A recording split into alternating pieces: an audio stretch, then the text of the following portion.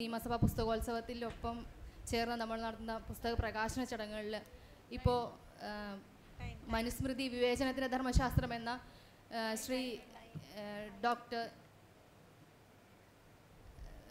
ഗ്രാമപ്രകാശിൻ്റെ പുസ്തകത്തിൻ്റെ പ്രകാശന ചടങ്ങാണ് ഇപ്പോൾ നടക്കുന്നത്. വേദിയിലേക്ക് സ്വാഗതം ചെയ്യുന്നു. നമ്മൾ മിനിസ്റ്റർ സജി ചെറിയാൻ സാർ ഇപ്പോൾ എത്തും. അതിനു മുമ്പായിട്ട് നമുക്ക് ചെറുതായിട്ടൊന്ന് സ്റ്റാർട്ട് ചെയ്ത് വയ്ക്കാം. Professor VN. Murali, CS. Chandrika teacher, professor Karthikeyan sir, P. Balachandran sir MLA എല്ലാവരെയും വേദിയിലേക്ക് സ്വാഗതം ചെയ്യുന്നു.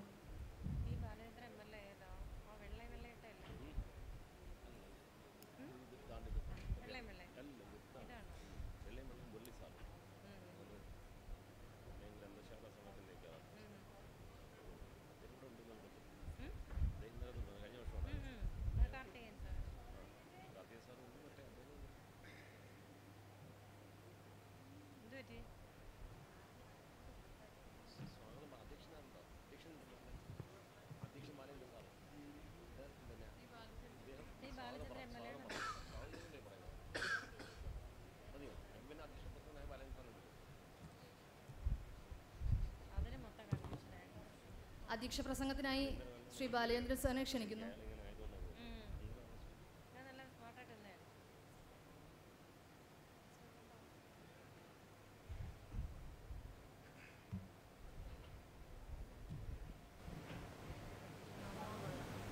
ഭാഗ്യത്തിന് കണ്ണട എടുക്കണ്ട, മങ്ങിയ കാഴ്ചകൾ കണ്ടുമടുത്തു, ഇനി കണ്ണടകൾ വേണം എന്ന് നമ്മുടെ മുരുകൻ എഴുതിയത് ഇവിടെ ഒന്നും നോക്കി വായിക്കാനില്ലാത്തതുകൊണ്ട് വേദിയിലുള്ള പുരോഗമന കലാസാഹിത്യ സംഘത്തിൻ്റെ മുൻ സംസ്ഥാന സെക്രട്ടറി ആയിട്ടുള്ള ശ്രീ വി.എൻ. മുരളി, പ്രഭാഷകനും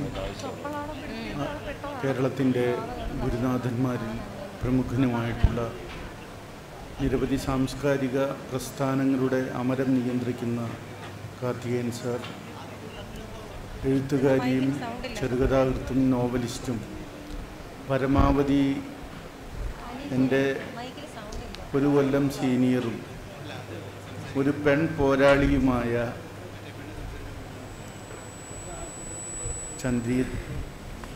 ചന്ദ്രികയെ സി.എസ്. ചന്ദ്രികയെ കഥകളിലൂടെയും നോവലുകളുടെയും നിങ്ങളറിയും. പക്ഷേ ലാത്തി ചാർജിൻ്റെ മുന്നിൽ നിർഭയയായി നിന്ന് തല്ലുകൊള്ളുന്ന ഒരു ചന്ദ്രികയെ തൃശ്ശൂരുകാർക്കറിയാം. പിന്നീടാണ് എഴുത്തിൻ്റെ വലിയ വഴികളിലേക്ക് ചന്ദ്രിക ഇറങ്ങിത്തിരിക്കുന്നത്. അവർക്കെല്ലാവർക്കും എൻ്റെ അഭിവാദ്യങ്ങൾ. എന്നെ കേൾക്കുന്ന സദസ്സിലെ എല്ലാവർക്കും, എല്ലാ വിശിഷ്ട വ്യക്തികൾക്കും അഭിവാദ്യങ്ങൾ. ഗ്രാമപ്രകാശ് മാഷുടെ ഈ പുസ്തകത്തിൻ്റെ പേര് മനുസ്മൃതിയുടെ വിവേചന ധർമ്മശാസ്ത്രം എന്നാണ്. ആദ്യം ഇത് അനൗൺസ് ചെയ്ത ആൾ പറഞ്ഞത് മനുസ്മൃതിയുടെ വിമോചന ധർമ്മശാസ്ത്രം എന്നാണ്. ഉടനെ ഞാനും സി.എസ്. ചന്ദ്രികയും മുഖാമുഖം നോക്കി. തെറ്റിയതാകും എന്ന് വിചാരിച്ചിരിക്കുമ്പോഴാണ് രണ്ടാമത്തെ അനൗൺസ്മെൻറ്റ് വന്നത്. എന്തായാലും സനാതന ധർമ്മശാസ്ത്രവും മനുസ്മൃതിയും ഇതിഹാസങ്ങളും പുരാണങ്ങളും മുമ്പെന്നത്തേക്കാളും ഇല്ലാത്ത വിധത്തിൽ പുതിയൊരു ആവേശത്തോടെ മാധ്യമങ്ങളും അതുപോലെ തന്നെ ആശയപ്രചാരകരും രംഗത്തിറക്കുന്ന ഒരു സമയത്താണ് ഇത്തരത്തിലുള്ള ഒരു പുസ്തകം ഇറങ്ങുന്നത്. ഗ്രാമപ്രകാശ് അന്തിക്കാട്ടുകാരനാണ് എന്നുള്ളത് മാത്രമല്ല, ഈ പേരിന് ആ നാടുമായൊരു ബന്ധമുണ്ട്. ഞങ്ങളുടെ നാട്ടിൽ ആദ്യമായി വൈദ്യുതി വന്ന ദിവസമാണ് ഗ്രാമപ്രകാശിനെ അമ്മ പ്രസവിച്ചത്. അച്ഛൻ അപ്പോൾ ആ അന്വർത്ഥമായ പേര് മകന് ഇട്ടു. അങ്ങനെയാണ് ഗ്രാമപ്രകാശ് എന്നുള്ള പേര് വന്നത്. അദ്ദേഹം എൻ്റെ അധ്യാപകനാണ്. കേരളോർമ്മയിൽ പഠിച്ച് അതേ കമ്മ്യൂണിറ്റിയുടെ കോളേജിൽ പ്രിൻസിപ്പലായി റിട്ടയർ ചെയ്തതിന് ശേഷം കേരള കലാമണ്ഡലത്തിൻ്റെ രജിസ്ട്രാറും പിന്നീട് സെക്രട്ടറിയുമായി പ്രവർത്തിക്കുന്നതിനിടയ്ക്ക് കേരളത്തിൽ നാടക കലയെക്കുറിച്ചും രംഗാവബോധത്തെക്കുറിച്ചുമുള്ള ആധുനികമായ പരികൽപ്പനകളെ മുൻനിർത്തി അദ്ദേഹം പുസ്തകങ്ങൾ രചിച്ചിട്ടുണ്ട്. പരിഷത്തിൻ്റെയും അതുപോലെ നിരവധി സാമൂഹിക സംഘടനകളുടെയും സംഘാടനത്തെ സംബന്ധിച്ചും അത് സമൂഹത്തിലുണ്ടാക്കുന്ന വലിയ പരിവർത്തനത്തെ സംബന്ധിച്ചും സൂക്ഷ്മമായ ബോധത്തോടെ അദ്ദേഹം ഗ്രന്ഥരചനകൾ നടത്തിയിട്ടുണ്ട്. അദ്ദേഹത്തിന് തീവ്രമായ ഇടതുപക്ഷ താൽപ്പര്യങ്ങൾ പുലർത്തുന്നതോടൊപ്പം തന്നെ വളരെ ഡെമോക്രറ്റിക്കായ,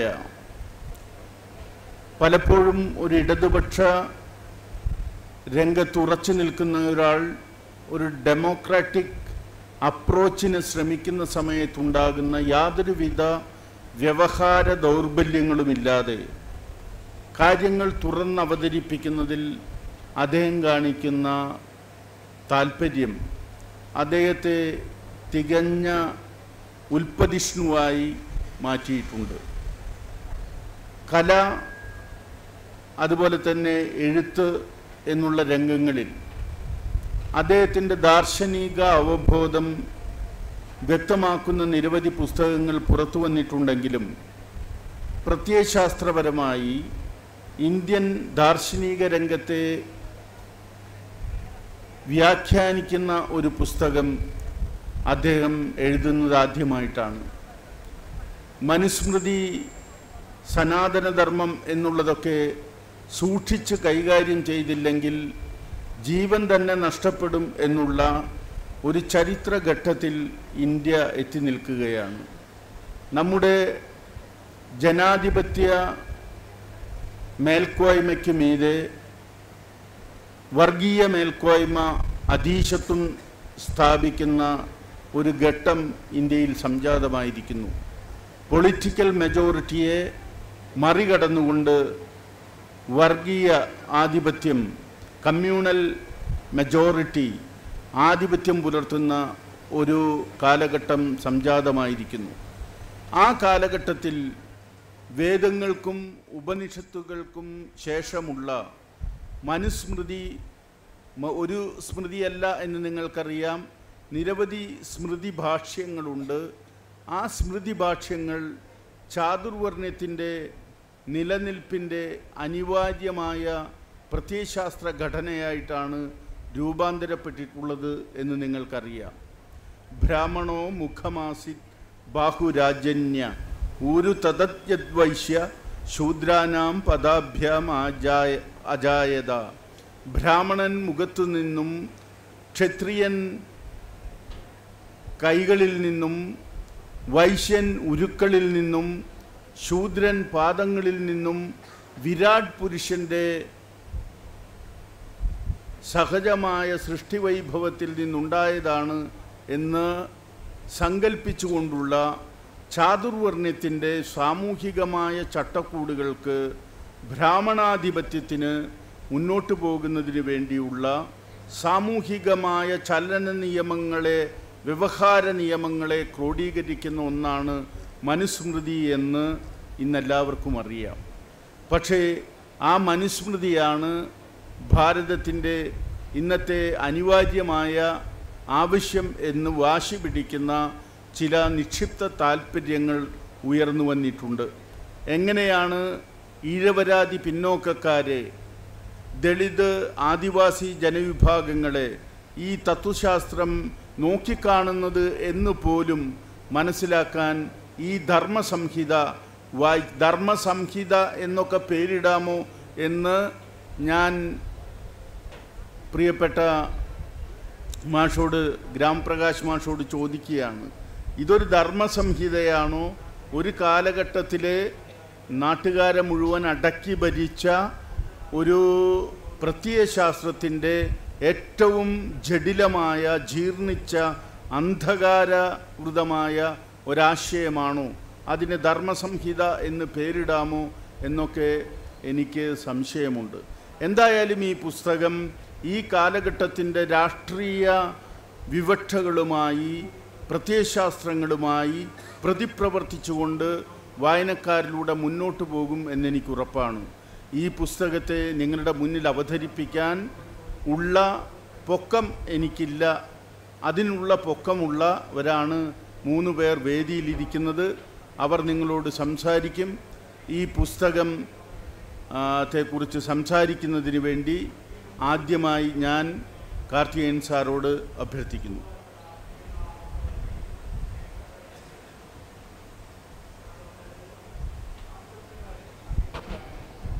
പ്രിയപ്പെട്ട അധ്യക്ഷൻ, ആദരണീയനായ MLA ശ്രീ ബാലചന്ദ്രൻ അവർകൾ, വേദിയിലിരിക്കുന്ന professor VN Murali, CS Chandrika, സദസ്സിലെ സുഹൃത്തുക്കളെ, അതിപ്രാചീനമായ ഒരു ദർശനത്തെ വർത്തമാനകാല സാഹചര്യത്തിൽ സാധൂകരിക്കുന്നതിന് വേണ്ടി ഒരു വിഭാഗം ആൾക്കാർ ശ്രമിച്ചുകൊണ്ടിരിക്കുമ്പോൾ അത് വിവേചനത്തിൻ്റെ ധർമ്മശാസ്ത്രമാണ് അല്ലെങ്കിൽ നീതിശാസ്ത്രമാണെന്ന് വർത്തമാനകാല സമൂഹത്തോട് പറയേണ്ട ഒരു അനിവാര്യതയിൽ നിന്നുമാണ് ഗ്രാമപ്രകാശിൻ്റെ ഈ പുസ്തകം പ്രത്യക്ഷപ്പെടുന്നത്. ബഹുമാനപ്പെട്ട MLA പറഞ്ഞപ്പോൾ ഒരു കൗതുകം തോന്നിയത്, ഒരു ഗ്രാമത്തിന് വെളിച്ചം വന്നപ്പോൾ ഗ്രാമപ്രകാശ്. തിരുവനന്തപുരത്ത് ഒരു സർക്കാർ ജീവനക്കാരൻ പണിമുടക്ക് കാലത്ത് മകൻ ജനിച്ചതുകൊണ്ട് ഡയസ്നോൺ എന്ന് പേരിട്ടു. ഉണ്ട്, ഡയസ്നോൺ എന്ന് പേരിട്ടു. അതെ. പിന്നെ വേറൊരാൾ, അച്ഛനും അമ്മയും സഖാക്കളായിരുന്നു, അവർ ജയിലിൽ കിടന്നപ്പോൾ അന്ന് പിറന്ന മകന് ജയിൽ കുമാർ എന്ന് പേരിട്ടു. ആലപ്പുഴയിൽ സ്വാതന്ത്ര്യം, സമത്വം, സാഹോദര്യം എന്ന് 3 സഹോദരന്മാരുണ്ട്. അതുപോലെ ഒരു ഗ്രാമത്തിന് വെളിച്ചം, വൈദ്യുതി വെളിച്ചം വന്നപ്പോൾ ഒരു ഗ്രാമപ്രകാശായതുപോലെ ഇതിപ്പോൾ നമുക്ക് കേരളത്തിനാകെ വെളിച്ചം വീശുന്ന ഒരു ദാർശനിക ഗ്രന്ഥമാണെന്ന് നമുക്ക് പറയാം. മനുസ്മൃതിയെ വളരെ ലളിതമായിട്ട് എങ്ങനെയാണത് കാലാകാലങ്ങളിൽ ഭൂരിപക്ഷം വരുന്ന ജനവിഭാഗങ്ങളെയും വിവേചനത്തിലൂടെ അടിച്ചമർത്തുന്നതിനും നിഗ്രഹിക്കുന്നതിനും ഉള്ള ന്യായീകരണം കണ്ടെത്തിയെന്നാണ് ഈ പുസ്തകത്തിൽ പറയുന്നത്. ഇവിടെ സൂചിപ്പിച്ചതുപോലെ മനു ഒന്നല്ല, ഒരുപാടുണ്ട്. 10 മനുക്കൾ ഉണ്ടെന്നാണ് പറയുന്നത്. അത് മനു സ്വയംഭവനുണ്ട്, മനു വൈവശതനുണ്ട്, അങ്ങനെ പലരുമുണ്ട്. അവരൊക്കെ തന്നെ ഒരു മനുവിൻ്റെ ആയുഷ്കാലത്തെക്കുറിച്ച് പറയുന്നത് മന്വന്തരം എന്നാണ്. ബഹുമാനപ്പെട്ട സാംസ്കാരിക ഫിഷറീസ് വകുപ്പ് മന്ത്രി ശ്രീ സജി ചെറിയാൻ വേദിയിലെത്തിയിട്ടുണ്ട്. അദ്ദേഹത്തിന് സംഘാടകർക്ക് വേണ്ടി ഞാൻ സ്വാഗതം ആശംസിക്കുന്നു. നമുക്കെല്ലാവർക്കും പിന്നെ മാർഗദർശകമായിട്ട് ആ ഒരു ഡിസ്പ്ലേ ബോർഡിൽ നമ്മുടെ സമയം അടുത്തു എന്ന് അറിയിച്ചുകൊണ്ടിരിപ്പുണ്ട്. അപ്പോൾ അതും കൂടി പ്രധാനപ്പെട്ട കാര്യമാണ്. എന്തായാലും ഈ കൃതി വർത്തമാനകാല സമൂഹത്തിലേറെ ആവശ്യമുള്ളതാണ്. ഇന്ത്യൻ ഭരണഘടനയ്ക്ക് പകരം വയ്ക്കാനുള്ളതാണ് മനുസ്മൃതി എന്നൊരു വിഭാഗം വാദിക്കുമ്പോൾ, ഇന്നേ വരെ 100 കൊല്ലക്കാലത്തിനിടയ്ക്ക്, അല്ലെങ്കിൽ ആ ദർശനം രൂപപ്പെട്ട 100 കൊല്ലക്കാലത്തിനിടയ്ക്ക് ഇന്നേ വരെ ഒരിടത്തും രാഷ്ട്രീയ പ്രവർത്തനമോ അല്ലെങ്കിൽ ജന്മിവിരുദ്ധ പ്രവർത്തനമോ അല്ലെങ്കിൽ നാടുവാഴിത്ത വിരുദ്ധ പ്രവർത്തനമോ ഒന്നും നടത്തിയിട്ടില്ലാത്തൊരു വിഭാഗം ഐജാസ് അഹമ്മദ് പറഞ്ഞതുപോലെ കൃത്യവും ചിട്ടയായതും ക്ഷമാപൂർവമായ സാംസ്കാരിക പ്രവർത്തനത്തിലൂടെ ഇന്ത്യൻ ജനതയുടെ ഭൂരിപക്ഷ മനസ്സിനെ കീഴടക്കാം എന്നൊരു ദർശനത്തിൻ്റെ സാധൂകരണത്തിന് വേണ്ടിയും സാക്ഷാത്കാരത്തിന് വേണ്ടിയും പ്രവർത്തിക്കുന്ന ഒരു ഭരണവർഗം നിലനിൽക്കുമ്പോൾ ആ ഭരണവർഗത്തിൻ്റെ അടിത്തറയായ ഭരണവർഗത്തിൻ്റെ ഭരണഘടനയായ ഈ മനുസ്മൃതിയെ പൊളിച്ചെടുക്കുന്നതും അതിന് പകരം വയ്ക്കാവുന്നത് ഇന്ത്യൻ ഭരണഘടനയാണ് എന്നും അസന്നിഗ്ധമായി പ്രഖ്യാപിക്കുന്നതാണ് ഈ കൃതി. ആ കൃതി ആണ് ഇതിൻ്റെ ഉള്ളടക്കം. അതാണ്. ബാക്കി ഇവിടെ വിശദീകരിച്ചു കഴിഞ്ഞാൽ നിങ്ങൾ വായിക്കേണ്ടതായി വരില്ല. അതുകൊണ്ട് ജനങ്ങൾ വായിക്കണം എന്നുള്ളത് കൊണ്ട് ഞാൻ എൻ്റെ വാക്കുകൾ അവസാനിപ്പിക്കുന്നു. സമയമാകുന്നു. ബഹുമാനപ്പെട്ട നമ്മുടെ സാംസ്കാരിക മന്ത്രി എത്തിയിട്ടുണ്ട്. അദ്ദേഹത്തിന് പുസ്തകം പ്രകാശനം ചെയ്യും. അത് അധ്യക്ഷൻ ഔപചാരികമായിട്ട് അറിയിക്കും. അപ്പോൾ ഞാൻ എൻ്റെ വാക്കുകൾ അവസാനിപ്പിക്കുന്നു. നന്ദി, നമസ്കാരം.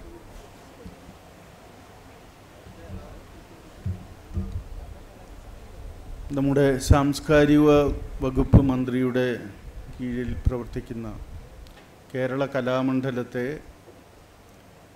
വളരെ ശ്രേയസ്കരമായ വിധത്തിൽ 10 വർഷക്കാലം രജിസ്ട്രാറായും കലാമണ്ഡലത്തിൻ്റെ സെക്രട്ടറിയായും നല്ല രീതിയിൽ മുന്നോട്ട് നയിച്ച ഒരു യൂണിവേഴ്സിറ്റി, ഒരു ഡീംഡ് യൂണിവേഴ്സിറ്റി എന്നുള്ള അടിസ്ഥാനത്തിൽ കലാമണ്ഡലത്തെ പുനഃസംഘടിപ്പിച്ച വ്യക്തിയാണ് ഗ്രാമപ്രകാശ്.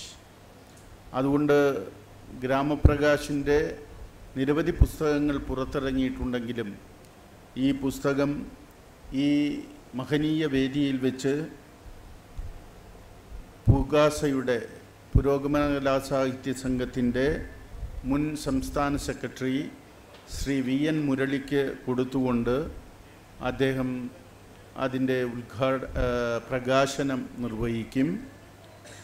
അതിനുവേണ്ടി ബഹുമാനപ്പെട്ട സാംസ്കാരിക വകുപ്പ് മന്ത്രിയെയും ഏറ്റുവാങ്ങുന്നതിനു വേണ്ടി VN മുരളിയെയും ക്ഷണിക്കുന്നു.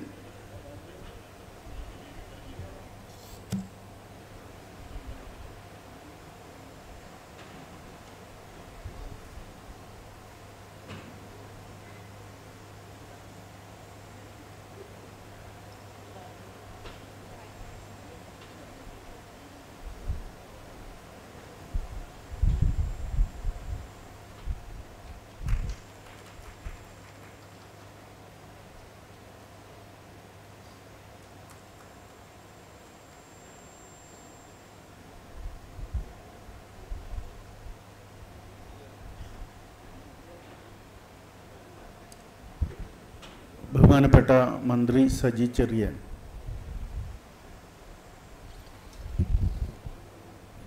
ചടങ്ങിൻ്റെ അധ്യക്ഷൻ ബഹുമാനായ MLA ശ്രീ P. ബാലചന്ദ്രൻ,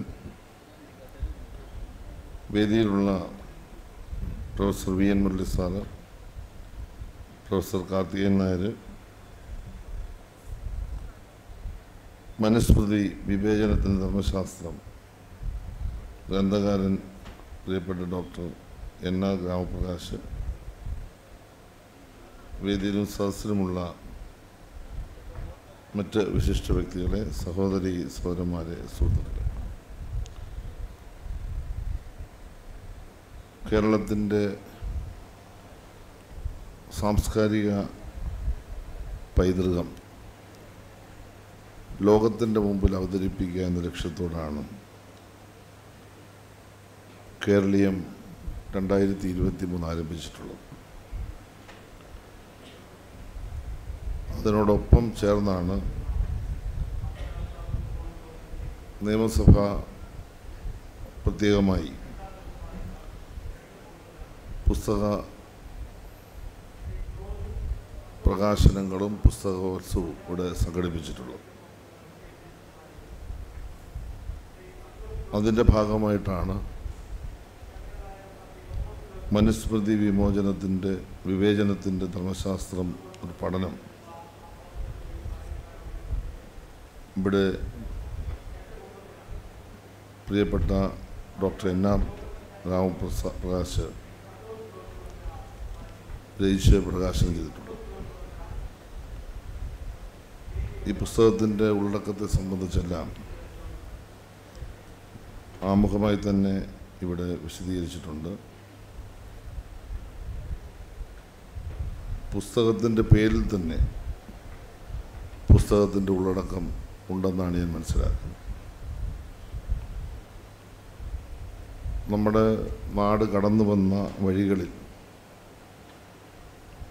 ഉയർന്നു വന്ന ആചാരാനുഷ്ഠാനങ്ങളും സങ്കല്പങ്ങളും ഒരു ജനതയെ എത്രമാത്രം വേട്ടയാടി എന്നതിൻ്റെ ഉള്ളടക്കം സംശീകരിക്കുന്ന ഒരു ടൈറ്റിൽ തന്നെയാണ് മനുസ്മൃതി വിവേചനത്തിൻ്റെ ധർമ്മശാസ്ത്രം എന്ന നാമധേയം തന്നെ ഈ പുസ്തകം ഇവിടെ സമർപ്പിച്ചിട്ടുള്ളത്. ചാതുർവർണ്ണ്യത്തിൻ്റെ ഏറ്റവും ദുഷ്കരമായ കാലയളവിലൂടെ കടന്നുപോയ ഒരു നാട് വിമോചനത്തിൻ്റെയും സഹനത്തിൻ്റെയും പോരാട്ടത്തിൻ്റെയും വഴികളിലൂടെ സഞ്ചരിച്ച് വർണ്ണവ്യവസ്ഥയിൽ നിന്നും ജാതി വ്യവസ്ഥയിൽ നിന്നും ഒരു പുരോഗമന സമൂഹത്തെ കെട്ടിപ്പടുക്കാൻ നടത്തിയ തീഷ്ണമായ യാത്രകളുടെ വഴികളാണ് ഈ പുസ്തകത്തിൻ്റെ എല്ലാ ഭാഗത്തുമുള്ളത്. അതിൻ്റെ ഉള്ളടക്കത്തിൽ തന്നെ ഹിന്ദുത്വയുടെ ഭരണഘടന,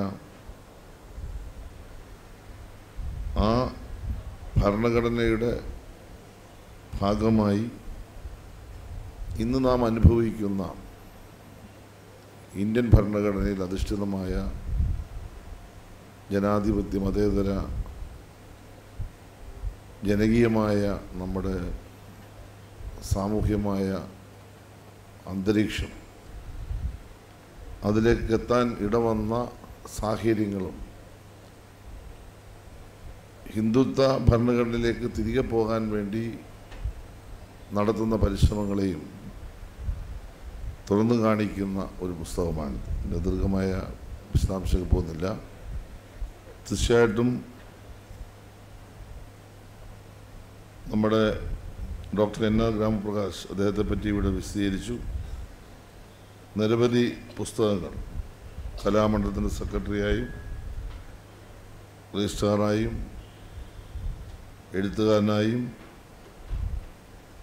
നമ്മുടെ പുരോഗമന സാംസ്കാരിക രംഗത്ത് സജീവ സാന്നിധ്യമായും പ്രവർത്തിക്കുന്ന അദ്ദേഹത്തിൻ്റെ പുസ്തകം പ്രകാശനം ചെയ്യുന്നതിൽ എനിക്ക് അതിയായ സന്തോഷമുണ്ട്. എല്ലാവരുടെയും അനുവാദത്തോടു കൂടിയാണ് പുരോഗമന കലാസാഹിത്യ സംഘത്തിൻ്റെ സംസ്ഥാന സെക്രട്ടറി പ്രൊഫസർ VN മുരളിക്ക് പുസ്തകം നൽകി ഞാൻ പ്രകാശനം ചെയ്തത്. എല്ലാവരുടെയും അനുവാദത്തോടുകൂടി പ്രകാശന ചടങ്ങ് നിർവഹിച്ചായി അറിയിച്ചുകൊണ്ട് അവസാനിപ്പിക്കുന്നു. നന്ദി, നമസ്കാരം. വേദിയിലുള്ള മുരളിയേട്ടൻ്റെ അനുവാദത്തോടുകൂടി വേദിയിലുള്ള ഏക സ്ത്രീ സാന്നിധ്യം CS ചന്ദ്രികയെ ഞാൻ ക്ഷണിക്കുന്നു.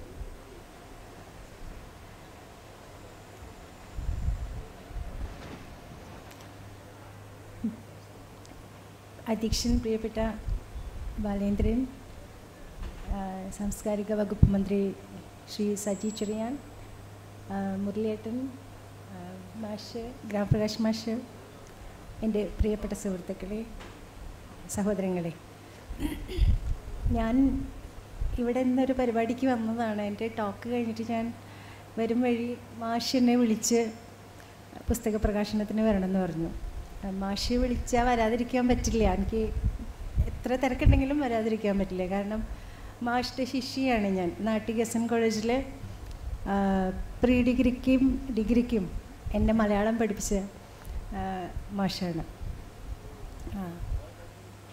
അപ്പം മാത്രമല്ല, ഞങ്ങളവിടെ ഇരിക്കുമ്പോൾ മാഷ് പറയായിരുന്നു, നമ്മൾ 3 അന്തിക്കാട്ടുകാർ ഒരുമിച്ചിരിക്കുകയാണെന്ന്. അന്തിക്കാട് എന്ന് പറഞ്ഞാൽ നമുക്കറിയാലോ, കേരളത്തിൻ്റെ മോസ്കോ എന്നറിയപ്പെടുന്ന സ്ഥലമാണല്ലോ അന്തിക്കാട്. അപ്പം അടിമുടി രാഷ്ട്രീയമായിട്ടുള്ള മനുഷ്യരാണ് അന്തിക്കാട്. അതിനോട് തൊട്ടടുത്ത് ചേർന്ന പെരിങ്ങോട്ടുകരയാണ് എൻ്റെ സ്ഥലം. അപ്പം ഞങ്ങളെല്ലാവരും അന്ന് തൊട്ട് തുടങ്ങിയ ആ യാത്ര എവിടെയൊക്കെ ഏതൊക്കെ തരങ്ങളിലേക്ക് വഴിപിരിഞ്ഞ് തൊഴിൽ സംബന്ധമായ മറ്റ് കാര്യങ്ങൾ കൊണ്ടും ഒക്കെ പോയിട്ടുണ്ടെങ്കിലും അതിങ്ങനെ ഒഴുകി ഒഴുകി ഒരേ സ്ഥലങ്ങളിൽ കൂടെ തന്നെയാണ് എത്തിച്ചേരുന്നത്. പല സ്ഥലങ്ങളിലായിട്ട് അതിങ്ങനെ ഒന്നിച്ചു ചേരും എന്നുള്ളതാണ് കാലം പറയുന്നത്. സത്യത്തിൽ ഇന്നത്തെ കാലത്ത് ഹിന്ദുത്വക്കെതിരെ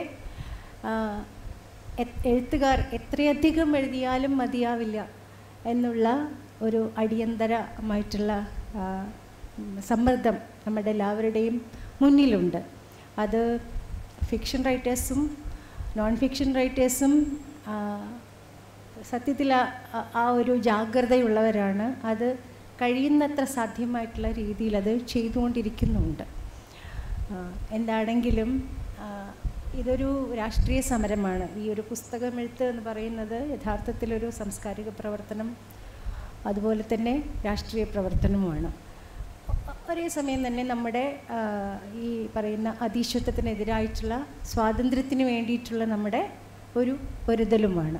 അതുകൊണ്ട് ഈ പുസ്തകം ഒരു പോരാട്ടത്തിൻ്റെ അല്ലെങ്കിൽ സ്വാതന്ത്ര്യത്തിന് വേണ്ടിയിട്ടുള്ള കലഹത്തിൻ്റെ, ജനാധിപത്യത്തിന് വേണ്ടിയിട്ടുള്ള പോരാട്ടത്തിൻ്റെ ഒക്കെ പുസ്തകമായിട്ടാണ് അതിലെ ഓരോ വാക്കും നാം വായിച്ചെടുക്കുക. പുസ്തകം ഏറെ വായിക്കപ്പെടട്ടെ, ചർച്ച ചെയ്യപ്പെടട്ടെ എന്ന് ആശംസിച്ചുകൊണ്ട് നിർത്തുന്നു. നന്ദി. പുസ്തകം ഏറ്റുവാങ്ങിയ പുരോഗമന കലാസാഹിത്യ സംഘത്തിൻ്റെ മുൻ സെക്രട്ടറി ശ്രീ മുരളിയേട്ടൻ.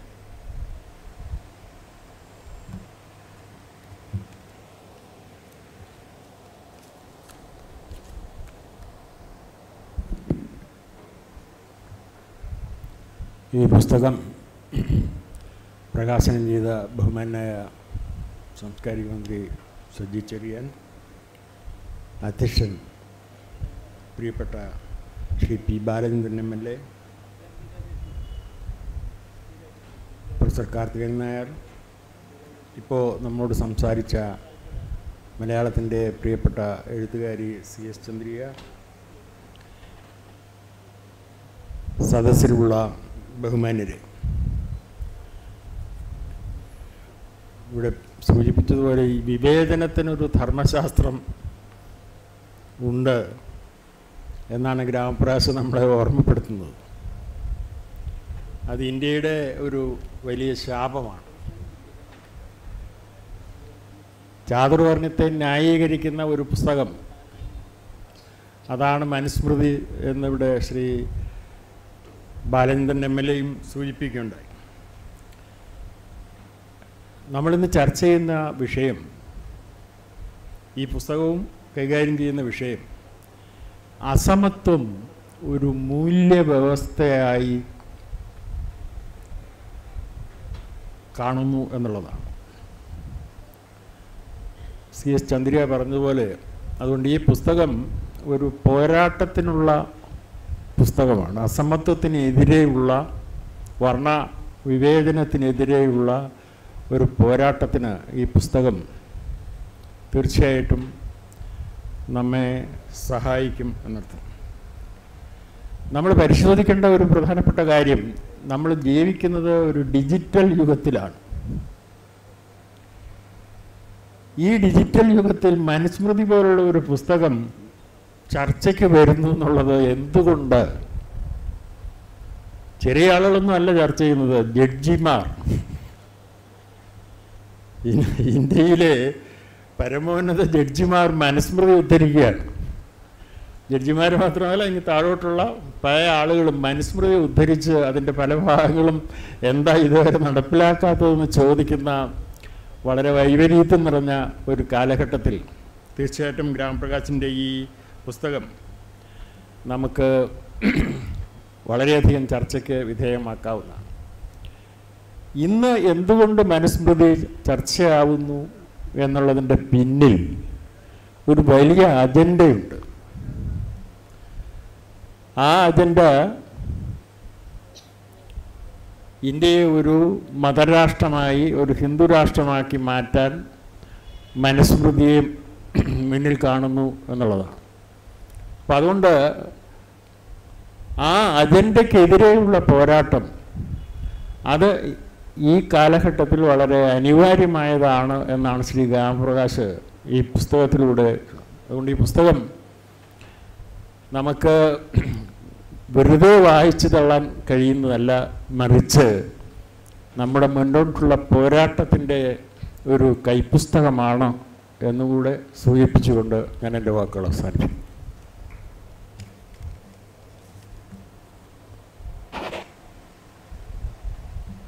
അധ്യക്ഷൻ എന്നുള്ള നിലയ്ക്ക് ആനുഷംഗികമായി ഈ സദസ്സിനോടൊരു കാര്യം കൂടി പറയാനുണ്ട്.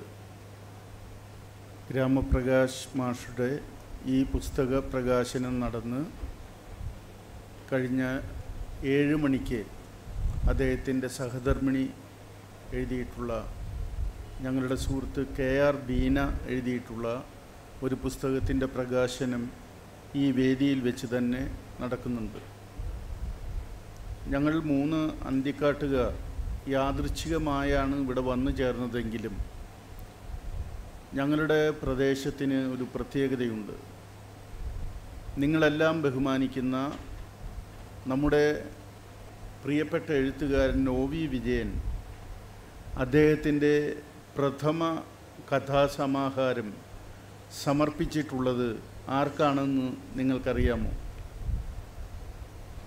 OV വിജയൻ്റെ കഥകൾ എന്ന മലയാളത്തെ പിടിച്ചുലച്ച, മലയാളത്തിൽ ആധുനികതയുടെ ഇടിമുഴക്കം സൃഷ്ടിച്ച പുതിയ ഒരു പ്രവണതയിലേക്ക് മലയാള കഥയെ വളർത്തിയെടുത്ത വിജയൻ്റെ കഥകൾ ആർക്കാണ് സമർപ്പിച്ചിട്ടുള്ളത് എന്ന് നിങ്ങൾക്കറിയാമോ?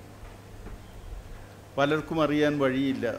അത് സമർപ്പിച്ചിട്ടുള്ളത് അനശ്വരരായ അന്തിക്കാട്ടെ ധീരരായ ചെത്തുതൊഴിലാളി സഖാക്കൾക്കാണ്.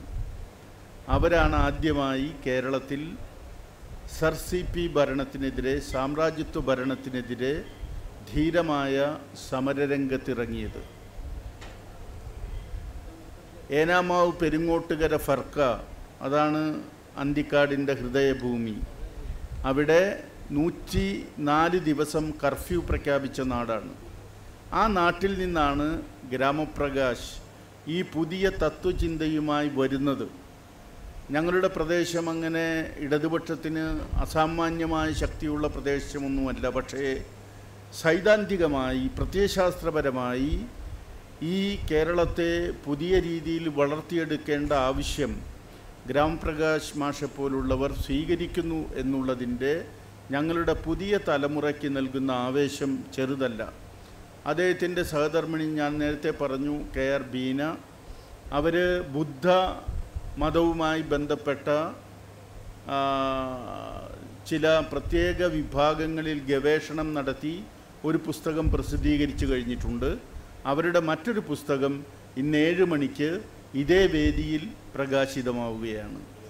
അങ്ങനെയുള്ള ഒരു സവിശേഷമായ ഒരു സാഹചര്യത്തിൻ്റെ വിശേഷം കൂടി നിങ്ങളോട് അവതരിപ്പിച്ചുകൊണ്ട് നന്ദി പ്രകാശിപ്പിക്കുന്നതിന് വേണ്ടി ഒരു വാക്ക് ഗ്രന്ഥരചയിതാവിന് പറയണം എന്നുള്ളത് കൊണ്ട് അധ്യക്ഷന് പല അധികാരങ്ങളുമുണ്ട്.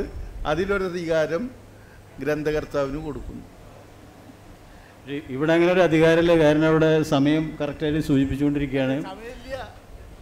ഇല്ല, പിന്നെ നമ്മൾ ആകെ ഒരു ധൈര്യം സാംസ്കാരിക മന്ത്രി നമ്മുടെ കൂടെ ഉണ്ട് എന്നുള്ള ധൈര്യമാണ്. പക്ഷെ അതുപോലെ അദ്ദേഹം പറഞ്ഞ് നിർത്താൻ പറഞ്ഞു. കാരണം സമയമായി, നിർത്താൻ പറഞ്ഞു, മറ്റുള്ളവർ പ്രശ്നമാക്കും. ഏതായാലും എല്ലാവർക്കും നന്ദി അറിയിക്കുന്നു. നമ്മുടെ സംസ്കാരത്തിൻ്റെ തന്നെ അധിപൻ നമ്മുടെ കൂടെയുണ്ട്. എൻ്റെ വിദ്യാർത്ഥിനികൾ കൂടെയുണ്ട്. എൻ്റെ കൂടെ ജോലി ചെയ്ത മുരളി മാഷുണ്ട്. എല്ലാവരും, കാർത്തികേയൻ നായരുണ്ട്.